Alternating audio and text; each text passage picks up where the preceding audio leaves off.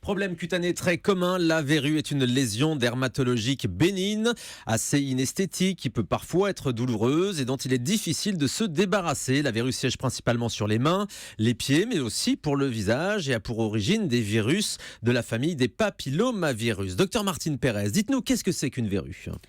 Alors c'est vrai, j'ai dit tout à l'heure, il y a 7 à 10% de la population qui est concernée, donc c'est absolument énorme. Et il y a une étude qui a été faite en Hollande chez des enfants, mais ça doit être pareil, les pratiques des enfants en Hollande doivent être les mêmes qu'en France. Et on a trouvé qu'un tiers des enfants scolarisés en primaire étaient porteurs de verrues sur les mains.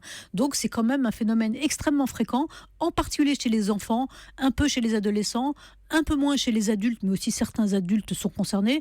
Eh bien pourquoi ? Comme vous l'avez dit, c'est une maladie virale.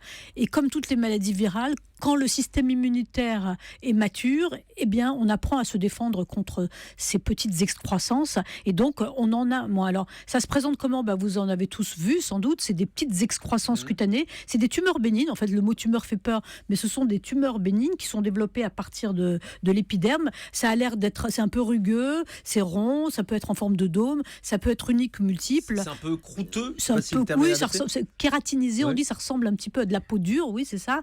Et ça mesure quelques millimètres de diamètre. Alors on les trouve, comme je l'ai dit, sur les doigts et le dos des mains.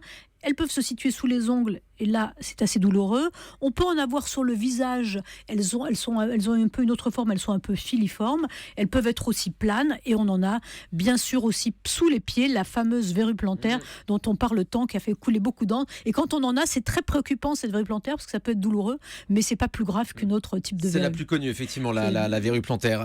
Comment est-ce qu'on attrape ça ? Alors, c'est dû à une contamination par un virus qui est le papillomavirus. Alors, papillomavirus, il y a des dizaines de formes différentes de papillomavirus, mais celui qui est responsable des verrues, comme on appelle vulgaires, il est complètement anodin, contrairement au papillomavirus qui est sexuellement transmissible et qui est responsable du cancer du col de l'utérus. On parlait hier des infections vous êtes sexuellement très transmissibles. attentif. Ah bah oui, j'ai suivi l'émission, je présente quand même, Martine, vous savez. Vous êtes mais vous vous en souvenez, c'est ça qui est formidable. Je m'écoute tous les jours. Voilà. Et donc... Et donc ces verrues, donc c'est un virus. Alors il y a plusieurs modes de transmission. À l'école, les enfants se touchent, se parlent, se collent, et les virus passent d'un enfant à l'autre. Et c'est comme ça que les virus se développent. Il y a plusieurs mois d'incubation. C'est-à-dire, vous pouvez pas trouver la personne qui vous ont contaminé, parce que quand votre verrue apparaît, en général, vous avez complètement oublié qui vous aviez serré dans vos bras et qui vous avez serré la main. À la piscine aussi, non ? À la piscine. Alors oui, ça c'est alors je vous parlais, le premier mode de contamination, c'est le mode de contamination direct, par contact direct avec quelqu'un.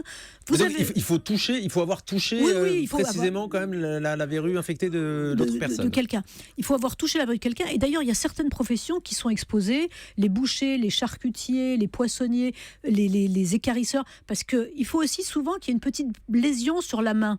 Si vous avez une petite plaie, une petite lésion, et bien le virus pénétrera plus facilement et ça va favoriser la pénétration. On parle aussi des verrues liées au rasage chez les hommes, parce qu'ils se rasent, ils ont pas mal de petites plaies, souvent même microscopiques, et quand ils embrassent quelqu'un qui a aussi une verrue, qui se porte à la main, des mains qui ont des verrues, eh bien ça peut aussi se contaminer.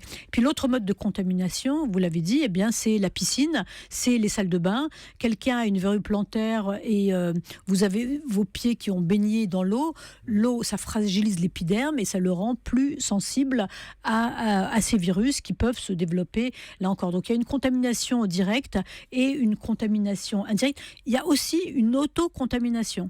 Et ça, c'est un conseil vraiment. Si vous avez une verrue, Thomas, ne vous grattez pas, ne vous frottez pas le reste du corps, parce que vous allez transférer la verrue sur d'autres parties du corps. Il y a des gens qui se liment les verrues pour les enlever la peau, pour les faire partir, et vous les limez. D'abord, vous mettez par terre plein de petites cellules contenant le virus, et en plus, vous risquez après de vous en imprégner totalement. Donc vraiment, vous avez des verrues, ne les tripotez pas, ne les limez pas, ne les grattez pas, ne les transmettez pas aux autres.